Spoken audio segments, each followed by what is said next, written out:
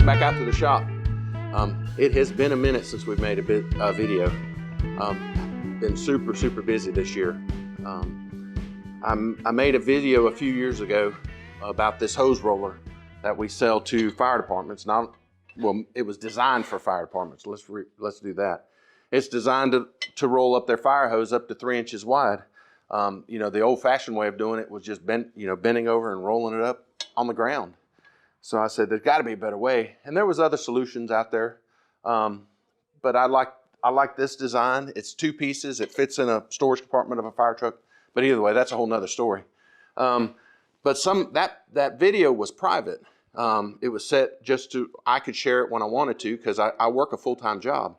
So this was more towards what I wanted to do during my retirement. Well, somehow that video got published, and now it's Katie bar the doors.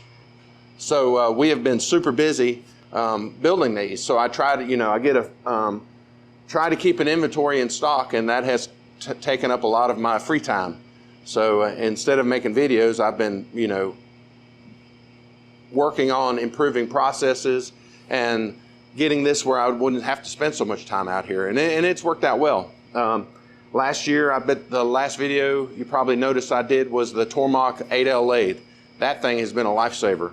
There's a ton of round parts in this assembly. You have bronze bushings here, bronze bushings down here, round pins in this part, an axle shaft here that's threaded, a couple sets of pins, that are made. This one's internally threaded here. That 8L has been a godsend. I almost wish I'd have bought the bigger one now, or a bigger one that was one that had a parts catcher and maybe a rod feeder on it, parts feeder, whatever you call that thing. But that has worked out. So I just moved my TV to the other side of the room. The Tormach's on that side of the room. So we watch TV, run parts. That's all we do. Once we get enough parts, they go into storage containers, and then when they're ready to powder coat, they get done. Speaking of that, we found our buddy at work found me an old Blastedall sandblast cabinet. We rebuilt that. That thing is a champ. I thought it needed new fans and things like that on it, so I rode out to Blastedall. Blastedall is a local company, so that even helps out even more. I rode out there, talked with them, changed a few things, mainly the dust bag. So now it's more free-flowing. That thing works great now. Powder coating oven, built a powder coating oven, learned to powder coat. That took a little bit, way better than painting. The finish is much more durable. Nothing's going to hold up to gritty fire hose, but this one lasts a little longer than the painted one for sure. But that's what we've been doing.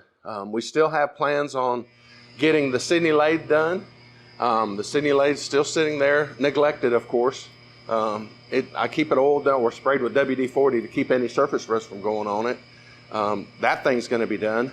And then this newest thing, my brother's work had they were going to get rid of this and they were going to scrap it, but it was going to cost more to have it scrapped than it was actually they were going to get out of it. So he asked if he could get it, and they said yeah, and as long as they can get it out of the place where the school where he teaches at. And so now it's here. It has a little bit of problems with the controller.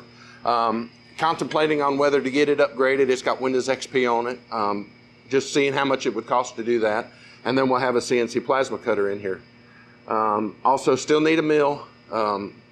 I'm torn between, do I go ahead and bite the bullet and get something that's a little more that I could grow into, or get one that'll just do what I need to do now. So, I'll contemplate that a little more. Don't plan on doing anything with that until probably next year, next year. Don't know what I'll get there. I'm leaning towards a Sile or maybe a small Haas TM model, one of those two.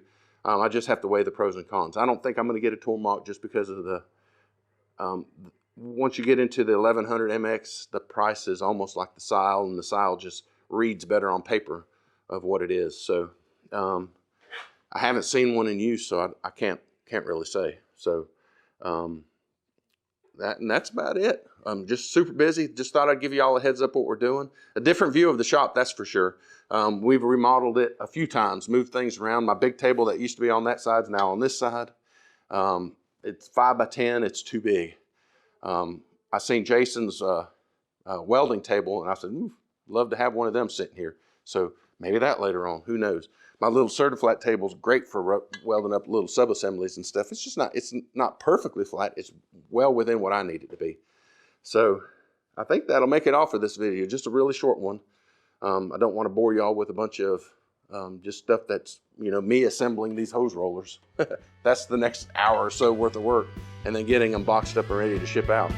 So I just thought I'd give you a quick update and to tell y'all what we're up to. So until next time, which hopefully is in a year, see ya.